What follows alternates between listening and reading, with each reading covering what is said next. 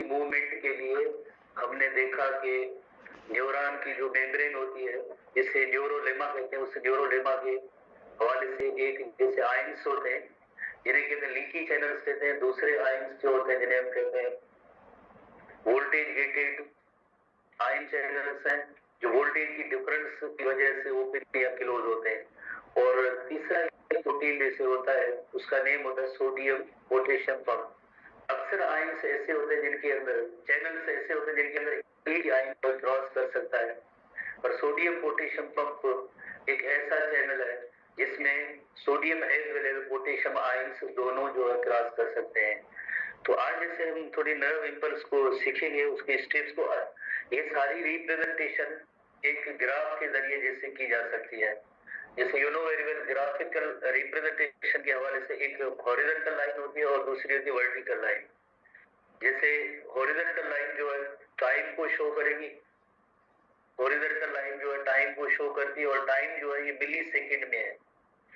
Horizontal line जो है time को शो करेगी, और ये जो टाइम जो होगा इसका यूनिट है मिली सेकेंड।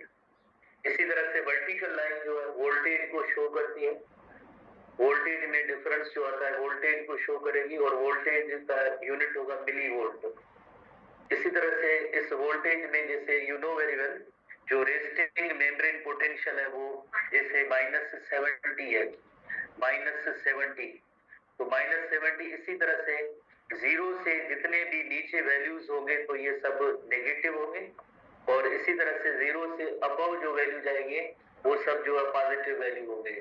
तो पोटेंशियल में जो चेंज आती है -70, और एक दूसरी फिगर हम यहाँ पे नोट करते हैं -55 मिली वोल्ट, और इधर जैसे -10, 20 जो इस तरह से यकीनन 0 के बाद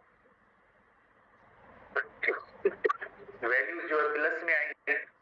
तो इधर हम लिख रहे हैं कि 20, 30, 40 और ये +50 वोल्टेज में चेंज या डिफरेंस जो आता है according to the ion movement. तो सबसे पहले जिस तरह से एक न्यूरॉन जब रेस्ट में होता है, रेस्ट मेम्ब्रेन जो होती है, उस वक्त आपने नोट किया था कि रेस्टिंग मेम्ब्रेन में जो जब ये न्यूरॉन रेस्ट में है तो उसका जो मेजर किया गया मेम्ब्रेन का पोटेंशियल वो था -70 मिली वोल्ट। और उसके बाद इसको जब कोई स्टिमुलस मिलता है, फॉर एग्जाम्पल यहाँ पे कोई साउंड, टच, लाइट है, ये सब स्टिमुलस है। स्टिमुलस मिलने के बाद थोड़ी सी इसमें पोलैरिटी में इसकी जो चेंज आती है, आयन मूवमेंट होती है, और आयन कौन से sodium ion side the न्यूरोलेमा, few sodium channel open होंगे और न्यूरोलेमा को क्रॉस करके, तो उस वक्त जो वोल्टेज जो मेजर किया वो -55 मिली वोल्ट।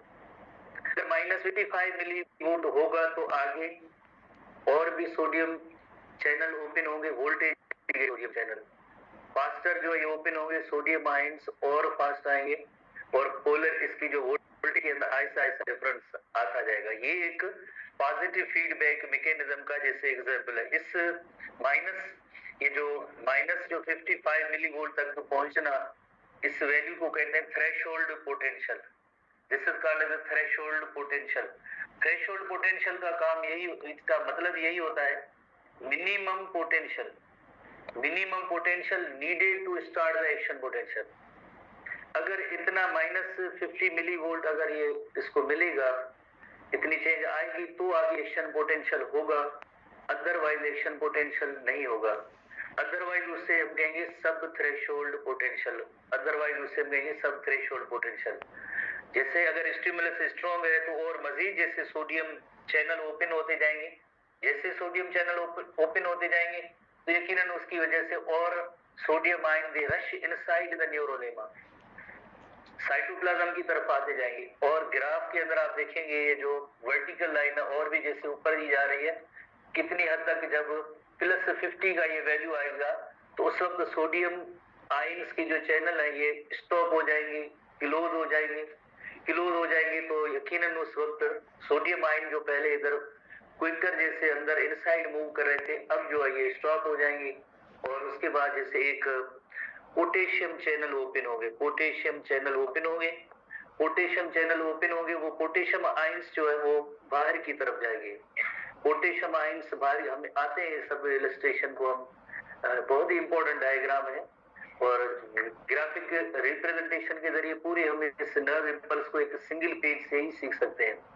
देन जो है पोटेशियम जो वोल्टेज गेटेड, कल हमने पढ़ा था जो वोल्टेज गेटेड पोटेशियम चैनल है वो ओपन होंगे। ओपन होने के बाद पोटेशियम आयंस की आउटवर्ड मूवमेंट होती रहेगी न्यूरॉन की इनसाइड टू एक्सटर्नल एनवायरनमेंट में, और उसकी वजह से वापस जो -70 मिलीवोल्ट है वो रिस्टोर होने लगता है।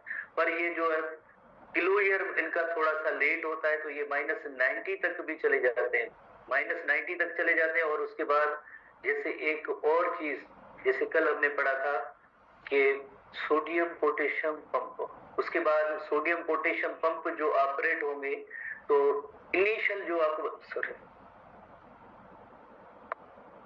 सोडियम पोटेशियम पंप जो ऑपरेट होगा उसके बाद इनिशियल जो -70 मिलीवोल्ट वो भी रिस्टोर हो जाएगा। और आयंस की जो मूवमेंट, आयंस की जो कंसंट्रेशन थी, इस जगह पे आयंस की कंसंट्रेशन ये थी कि इनसाइड द न्यूरॉन साइटोप्लाज्म के अंदर पोटेशियम आयंस की कंसंट्रेशन ज्यादा थी और आउटसाइड सोडियम आयंस की कंसंट्रेशन ज्यादा थी। बट ये जो -70 भी हुआ है या -90 तक भी जाता है, तो उसमें ये होता है कि इनसाइड जो है सोडियम आयंस की कंसंट्रेशन ज्यादा थी, क्योंकि इस जगह पे सोडियम आयंस बाहर से अंदर की तरफ मूव होके आए थे। अब इनको निकालना है। कौन निकालेगा? सोडियम पोटेशियम पंप, ताकि एक तो -70 मिलीवोल्ट वो भी रिस्टोर हो जाए, प्लस जो आयोनिक कंसंट्रेशन है वो भी सेम जो है मेंटेन हो जाए। आयोनिक कंसंट्रेशन उस जगह पे ये थी, न्यूरॉन का जो साइटोप्लाज्म है उसके अंदर पोटेशियम आयंस की कंसंट्रेशन ज्यादा है और सोडियम आउटसाइड ज्यादा, वही सेम ये जो है आयोनिक कंसंट्रेशन इसके बिल्कुल बराबर हो जाएगी। तो उसके लिए सोडियम पोटेशियम पंप को ऑपरेट करेगा। अब इन स्टेप्स के नेम क्या है, उनके नेम हम यहाँ पे नोट करते हैं। जैसे ये जो प्रोसेस है इसे कहेंगे डीपोलराइजेशन। डीपोलराइजेशन बिकॉज जो न्यूरॉन की मेम्ब्रेन रेस्ट में थी वो पोलराइज्ड थी, और उसकी सिचुएशन इस जगह की ये थी कि इनसाइड जो है पोटेशियम आयंस की कंसंट्रेशन और आउटसाइड सोडियम आयन की कंसंट्रेशन थी। अब ऐसा होने से जो है ना उनकी जो अपोजिट काम हो गया, यानी इनसाइड जो है सोडियम आयंस इतने ज्यादा आ गए, तो इस अमल को कहेंगे डीपोलराइजेशन। और उसके इफेक्ट की वजह से, उसके इफेक्ट की वजह से ही जैसे ये प्लस, उसके इफेक्ट वजह से जैसे जो न्यूरॉन ज्यादा है डीपोलराइजेशन की वजह से। उसके बाद जैसे इस जगह पे जब पोटेंशियल +50 तक पहुंच गया तो सोडियम चैनल क्लोज हो गए, शट डाउन हो गए, क्योंकि ये वोल्टेज गेटेड चैनल है। वोल्टेज गेटेड चैनल है तो वोल्टेज की डिफरेंस के अकॉर्डिंगली ओपन या क्लोज होते हैं। इस जगह पे पोटेशियम चैनल ओपन होंगे, पर पोटेशियम चैनल ओपन होंगे तो मूवमेंट पोटेशियम आयंस की बाहर की तरफ होगी। हम सबको अलग अलग रिप्रेजेंट करते हैं, पर इस अमल को हम कहेंगे, इधर हम नोट करेंगे रीपोलराइजेशन। ये जो प्रोसेस होगा इसे हम कहेंगे repolarisation. This process is called repolarisation. वो डीपोलराइजेशन है और ये रीपोलराइजेशन। रीपोलराइजेशन के बाद जैसे आप देखें -70 तक पहुंच गए, बट उसके अलावा जैसे और भी नीचे की तरफ ये जो पोटेंशियल गया है, और इस प्रोसेस को कहेंगे हाइपरपोलराइजेशन। बिकॉज हाइपर की मीनिंग होती है हाई, ज्यादा, पोलराइज्ड, हाइपरपोलराइज्ड, डीपोलराइज्ड, रीपोलराइज्ड, हाइपरपोलराइजेशन। ये जो हाइपरपोलराइजेशन का अमल हुआ जिसमें मोर जो पोटेशियम आयंस है वो आउटवर्ड गए, जिस वजह वैल्यू अप टू -90 मिलीवोल्ट तक हो सकता है। इस ये जो नीचे की तरफ जो मूवमेंट है ये हाइपरपोलराइजेशन है। हाइपरपोलराइजेशन के बाद जैसे you know very well sodium potassium pump इस जगह पे ऑपरेट करता है। आयन एक्सचेंज जो है, इधर जो आयोनिक एक्सचेंज कंप्लीट इस पॉइंट पे हो जाती है, इस जगह पे आयोनिक एक्सचेंज कंप्लीट हो जाती है। ये कंप्लीट करवाने में किसका रोल होता है? इसमें रोल होता है सोडियम पोटेशियम पंप का होता है। सोडियम पोटेशियम पंप का काम होता है जो 3 सोडियम आयंस को बाहर भेजता है और बदले में 2 पोटेशियम आयन को अंदर लेके आता है। तो आयोनिक एक्सचेंज कंप्लीट होने के बाद जो रेस्टिंग वाली स्टेट थी बिल्कुल उसके बराबर हो जाएगी। तो हम कहेंगे एक एक्शन पोटेंशियल ये जनरेट हुआ है।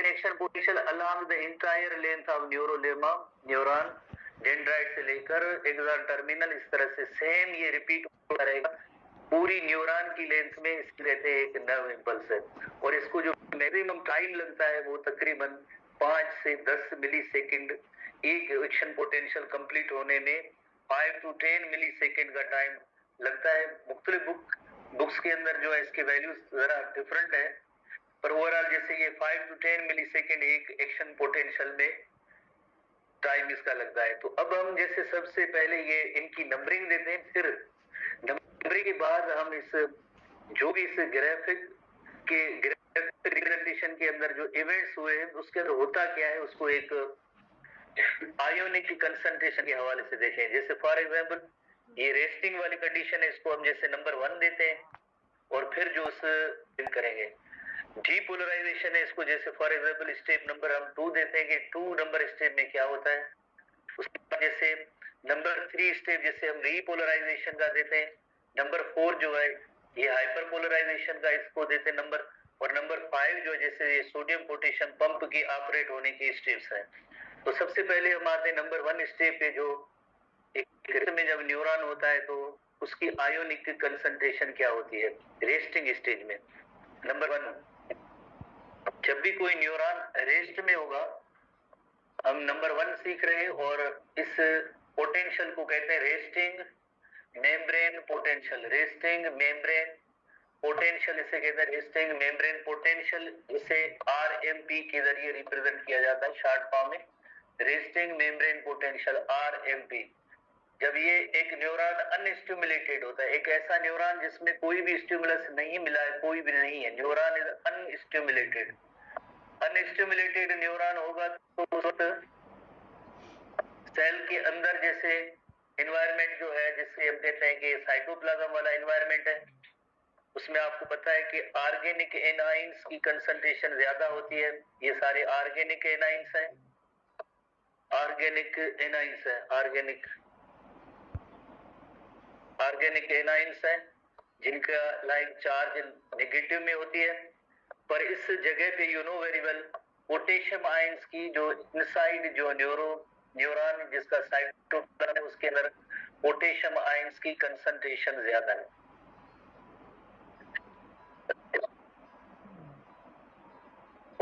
इसके बाहर जो फ्लूइड का एनवायरनमेंट है उधर सोडियम आयंस की कंसंट्रेशन ज्यादा है, सोडियम आयंस की कंसंट्रेशन ज्यादा है। ये जब नंबर 1 जो हमने रिप्रेजेंट किया है न्यूरॉन की ये सिचुएशन या पोजीशन की है। सोडियम आयंस की कंसंट्रेशन आउटसाइड एनवायरनमेंट है, फ्लूइड एनवायरनमेंट है, उसके अंदर जो है सोडियम आयंस की कंसंट्रेशन ज्यादा होती है। और जो साइटोप्लाज्म का जो एनवायरनमेंट है, न्यूरॉन का इंटीरियर एनवायरनमेंट है साइटोप्लाज्म, उसके अंदर जो है पोटेशियम आयंस की कंसंट्रेशन ज्यादा होती है। Jethanand, if you are listening my voice, Jethanand,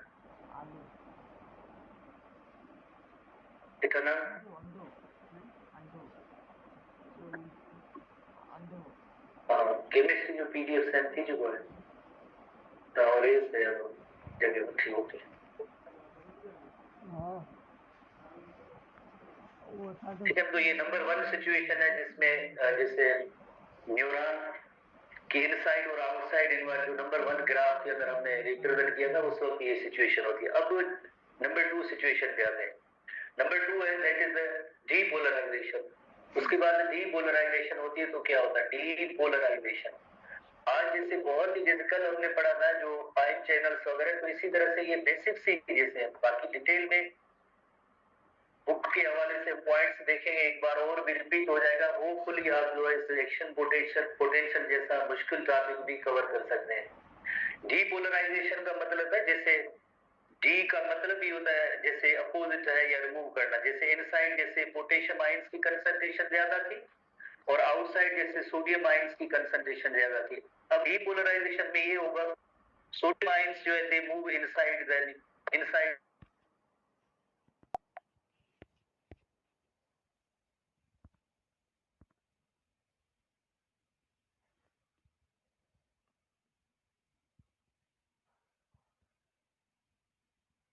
मिल रहा है, सोडियम चैनल ओपन हो रहे हैं। बाहर सोडियम आयंस की कंसंट्रेशन ज्यादा है, पर जैसे आपको पता है कि एक थ्रेशोल्ड पोटेंशियल जरूरी होता है, इतना होगा तो उसके नतीजे में जैसे मजीद जैसे सोडियम चैनल ओपन होंगे तो ही देन जो है सोडियम आयंस जो है न्यूरॉन के अंदर की तरफ मूव करेंगे। और इस मैकेनिज्म को कहते हैं पॉजिटिव फीडबैक मैकेनिज्म। ये पॉजिटिव फीडबैक मैकेनिज्म है। थोड़े अंदर हुए, इंटर हुए, दाखिल हुए, तो उसके बाद जैसे मजीद जैसे सोडियम आयंस जो है दे रश इनसाइड द न्यूरोलेमा। और अब इसकी जो इनसाइड जैसे वैल्यूज है ना वो किस तरह से चेंज हुई पोटेंशियल के हवाले से आप देखेंगे कि पहले जैसे -70 था, उसके बाद जैसे -55 थ्रेशोल्ड पोटेंशियल। जितने सोडियम आयंस ज्यादा इंटर हो रहे होते हैं तो उस वक्त अब वैल्यूज आगे प्लस की तरफ जाएंगी। जीरो, जीरो के बाद प्लस 10, और भी जैसे जितने सोडियम आयंस इंटर होते जाएंगे तो देन 20, 30 और +40 और अप टू +50 तक जो है जब ये वोल्टेज पहुंचेगा तो उधर जो है फौरन जो है ये सोडियम चैनल्स जो होते हैं जो वोल्टेज है, ये सारे जो हम पॉइंट में नोट करते हैं कि जब भी कोई अनस्टिमुलेटेड जैसे न्यूरॉन को कोई स्टिमुलस मिलता है तो उसके नतीजे में voltage gated sodium channel open होंगे। सोडियम चैनल ओपन होंगे, वोल्टेज गेटेड सोडियम चैनल्स जो है ये ओपन होंगे। उसकी वजह से सोडियम आयंस थोड़ा आवाज कम रखें, rush inside the neuron cytoplasm, ये साइटोप्लाज्म की तरफ आ गए। आगे फर्दर क्या होगा? फर्दर ये होगा कि पॉजिटिव फीडबैक मैकेनिज्म के तहत मोर सोडियम चैनल ओपन होंगे। मोर सोडियम चैनल ओपन होंगे, जितने ज्यादा सोडियम चैनल ओपन होते जाएंगे तो उसकी जैसे वोल्टेज में ये डिफरेंस भी आता जाता है।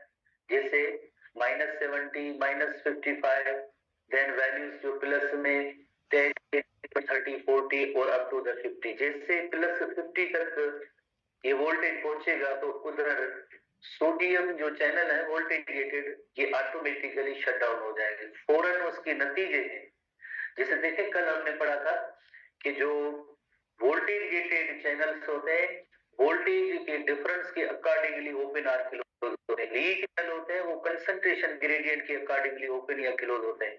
अब जैसे एक +50 का जैसे वोल्टेज पहुंचा तो उस वक्त फौरन सोडियम चैनल क्लोज हो जाएंगे, पोटेशियम चैनल ओपन होंगे। और वो जो प्रोसेस होगा नंबर 3 वाला होगा। और एक चीज यहाँ पे भी आप थोड़ा इसको रिकॉल करें कि इस जगह पे जैसे देखें पोटेशियम आयन उधर ही अंदर मौजूद है, इधर पोटेशियम आयन इस न्यूरॉन के अंदर मौजूद है। रश किसकी हुई है इनसाइड? वो हुई है सोडियम आयन की। ये तो अभी तक वो वही सेम जो रेस्टिंग से हम पढ़ रहे हैं वही कंटिन्यू है कि इसमें पोटेशियम आयन अपनी जगह पे मौजूद है। अब जो नेक्स्ट स्टेप होगा उसमें पोटेशियम चैनल ओपन होंगे और पोटेशियम आयंस जो है बाहर की तरफ जाएंगे, जिस नंबर को हम कहेंगे रीपोलराइजेशन। डीपोलराइजेशन के बाद रीपोलराइजेशन होगी, डीपोलराइजेशन के बाद रीपोलराइजेशन। नंबरिंग क्या है? नंबरिंग आई थिंक 3 है। 3 नंबर स्टेप होगा रीपोलराइजेशन। रीपोलराइजेशन रीपोलराइजेशन यानी जो चेंज हो गया था ना -70 से +50 तक का वो वापस +50 तक वैल्यूज आएंगे। जैसे जैसे अभी आपने देखा कि उसमें वैल्यूज में क्या चेंज आई है जब डीपोलराइजेशन का अमल हुआ। डीपोलराइजेशन का अमल हुआ तो ये हुआ -70 मिली वोल्ट से वोल्टेज जो है +50 तक मिली वोल्ट तक आ गया। तो इसे हम कहते हैं डीपोलराइजेशन। Phenomena depolarisation. अब जो होगा वो रीपोलराइजेशन।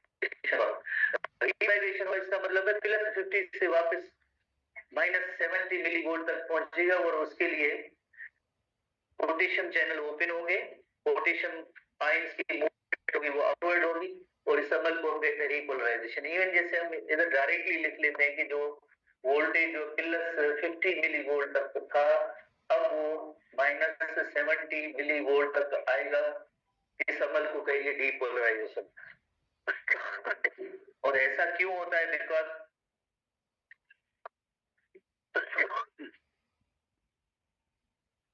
ऐसा इस वजह से हो रहा है बिकॉज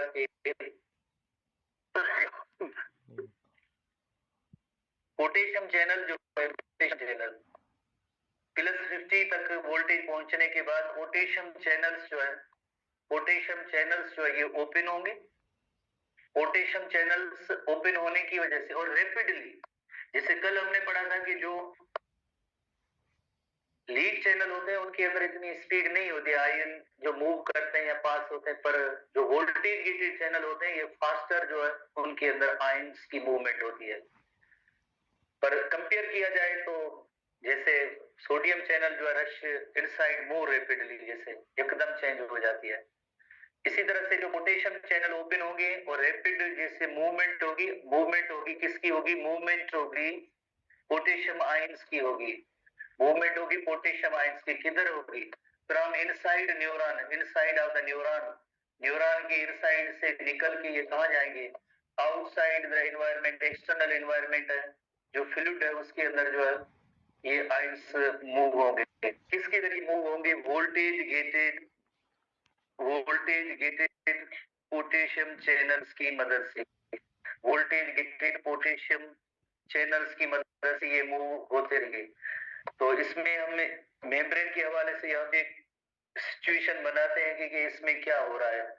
जैसे आप देखते हैं इससे पहले स्टेप में वो आप साथ साथ में रिकॉल भी करते जाए। इससे पहले जो सोडियम आयंस जो है, काफी सारे सोडियम आयंस अंदर आए थे जिसकी वजह से मेम्ब्रेन का जो पोटेंशियल था वो +50 तक पहुंचा था। इस स्टेज में क्या हो रहा है? इस स्टेज में ये हो रहा है कि पोटेशियम आयंस के जो चैनल वोल्टेज गेटेड ये ओपन हुए और पोटेशियम आयंस जो है ये बाहर जा रहे हैं। तो ये रैपिडली जो है पोटेशियम आयंस जितने बाहर जाते रहते हैं तो उसकी पोटेंशियल में जैसे ये फर्क आएगा, रीपोलराइजेशन का मतलब होता है कि वही वापस सेम -70 मिली वोल्ट जो है वो वापस रिस्टोर हो जाएगी। -70 मिली वोल्ट वो रिस्टोर हो जाएगी। उसके बाद एक और फिनोमेना नेक्स्ट है तो इसी से रिलेटेड है, हाइपरपोलराइजेशन। और ये पोटेशियम आयंस जिन पे पॉजिटिव चार्ज होती है यही अगर इनसाइड टू आउटसाइड निकलते रहेंगे तो पीछे जो ऑर्गेनिक एनाइंस पड़े हैं वो जाहिर है नेगेटिव चार्ज है। जब इन पॉजिटिव चार्ज वाले जैसे केटाइन जो है पोटेशियम जो जब बाहर जाएगी तो पीछे एनवायरनमेंट जो होगा वो जरा मोर जो है नेगेटिव वैल्यूज हो जाएंगी। कितनी मोर नेगेटिव? अब -90 तक हो सकता है, अप टू -90 तक। उसका रीजन क्या है? बिकॉज पोटेशियम चैनल जो होते हैं जब क्लोज होंगे तो वेरी स्लो क्लोज होंगे तो जाहिर है इतने ही मोर जो है पोटेशियम आयन से बाहर जाएंगे।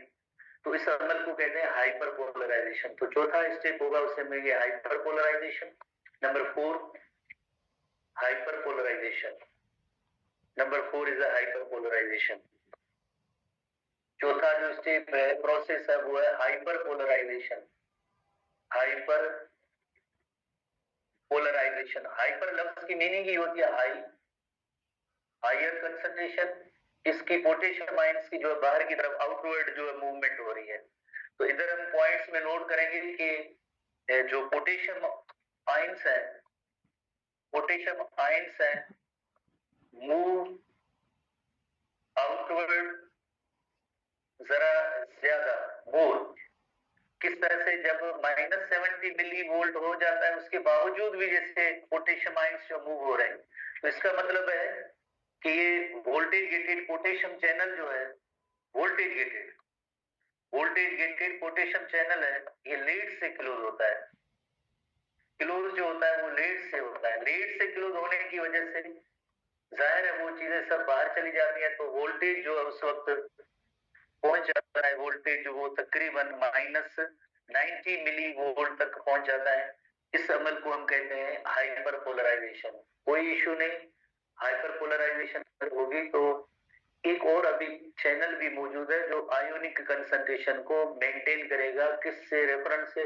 जो रेस्टिंग मेम्ब्रेन पोटेंशियल था वही सेम कंसंट्रेशन अब मेंटेन करेगा। तो इधर हम देखेंगे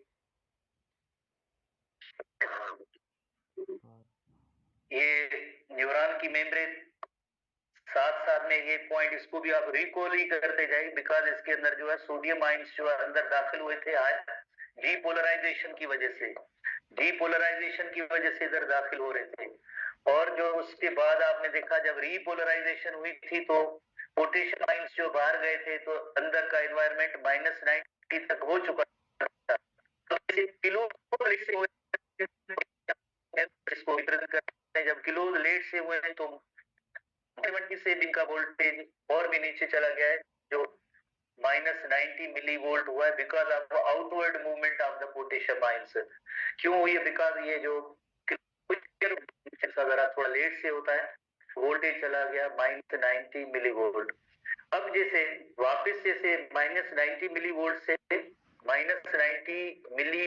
से वापस जो है -70 मिलीवोल्ट तक आना है, और आयोनिक कंसंट्रेशन वो होनी चाहिए, आयोनिक कंसंट्रेशन वो होनी चाहिए जो रेस्टिंग मेम्ब्रेन पोटेंशियल वाली हो। तो उसके लिए सोडियम पोटेशियम पंप जो है वो ऑपरेट करेगा, जो बदले में कितने जो पोटेशियम आयंस आएंगे, 2 आएंगे।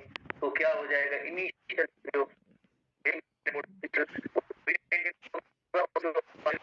वो भी मेंटेन हो जाएगी। उसके लिए तो पोटेशियम पंप ऑपरेट करेगा। 5वां नंबर स्टेप है, आखिरी नंबर स्टेप, हम उस पे आते हैं, नंबर 5 स्टेप।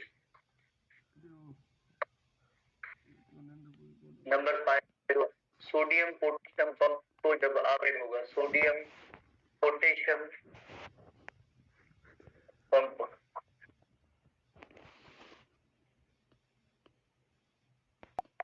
हमने उसकी स्ट्रक्चर ऐसी देखी थी कि इधर जो है एक तरफ से जो 3 सोडियम आयंस जो होंगे, 3 सोडियम आयंस,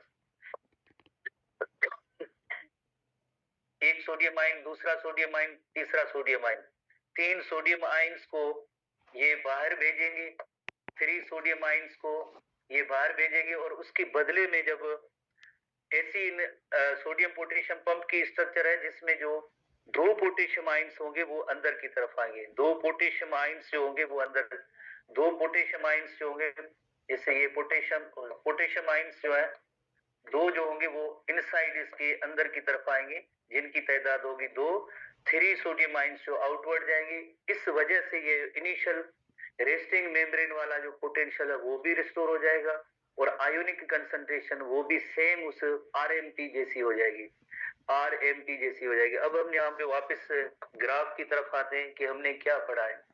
तो सबसे पहले देखें, जब एक न्यूरॉन जब रेस्ट में था तो उसे हम कहेंगे रेस्टिंग मेम्ब्रेन पोटेंशियल उस वक्त वोल्टेज था -70 मिलीवोल्ट। जब भी स्टिमुलस मिला तो voltage gated sodium channel open हुए, बट थोड़े ओपन हुए, इतने ओपन हुए कि वोल्टेज -50 तक पहुंचा, तो ही जो फर्दर आगे ये एक्शन पोटेंशियल बढ़ेगा। अदरवाइज माइनस इतना स्टिमुलस अगर नहीं है तो फिर ये आगे एक्शन पोटेंशियल जनरेट नहीं होगा। तो उस पोटेंशियल को कहते हैं सब थ्रेशोल्ड पोटेंशियल, जो आगे एक्शन पोटेंशियल जनरेट ना कर सके। -50 तक जैसे पहुंचा, उसके बाद मोर सोडियम चैनल ओपन हुए तो संबल को कहेंगे डीपोलराइजेशन, और वोल्टेज जाके +50 तक पहुंचा। +50 तक पहुंचने के बाद सोडियम जो चैनल है वो सब क्लोज हो जाएंगे, और उसके बदले में जैसे पोटेशियम चैनल ओपन होंगे, और इधर पोटेशियम आयंस के इसके साथ ही लिख लेते हैं कि ये पोटेशियम आयंस जो आउटवर्ड मूवमेंट हो रही है, इनकी आउटवर्ड मूवमेंट हो रही है, और जो डीपोलराइजेशन हो रही है इधर सोडियम आयंस जो है इनवर्ड जो है इनसाइड जैसे न्यूरॉन उधर जो मूव हो रहे हैं, हाइपरपोलराइजेशन का अमल हुआ इधर जो है मोर पोटेशियम आयंस जो है आउटवर्ड डायरेक्शन में जा रहे हैं, बाहर जा रहे न्यूरॉन से, तो ये हाइपरपोलराइजेशन हुई है। और ये ionic exchange sodium potassium pump जैसे you know very well 3 sodium ions जो है इनको बाहर भेजा है, और बदले में 2 पोटेशियम आयंस जो है इनसाइड आए, तो इस तरह से ये मेंटेन हो जाती है रेस्टिंग मेम्ब्रेन पोटेंशियल वाली कंडीशन। आप घर जाके ऐसा चार्ट अपनी जैसे हैंड राइटिंग में अपने रजिस्टर पे बना लें, और रजिस्टर पे बनाने के बाद जो उनकी करेस्पॉन्डिंग जो पॉइंट्स है, जैसे लाइक नंबर 1 में क्या है, नंबर 2 में क्या है, नंबर 3 में क्या है, नंबर 4 में क्या है, नंबर 5 में इवेंट क्या हो रहे हैं, उनको सबको देखें, एक बार बुक को भी पढ़े, होपफुली आप समझ जाएंगे। इसके अलावा 1-2 और भी कुछ टर्म्स है जो आज हम पढ़ते यकीनन थोड़ी सी कंफ्यूजन हो जाती, इसको हम नेक्स्ट क्लास में एसटीबी बुक के हवाले से ही पढ़ेंगे, पर ये इसके जो फंडामेंटल्स या बेसिक्स हैं एक एक्शन पोटेंशियल के आज पढ़ेंगे तो आपको समझ में आएगा। कल आप इसको कहें नहीं आज नहीं कल देखते हैं, तो कल फिर से आपको नहीं समझ में आएगा, फिर कभी नहीं समझ में आएगा। उसके लिए जरूरी है कि आप खुद अपने से कोई चार्ट बना लें जो आपको हेल्प देगा।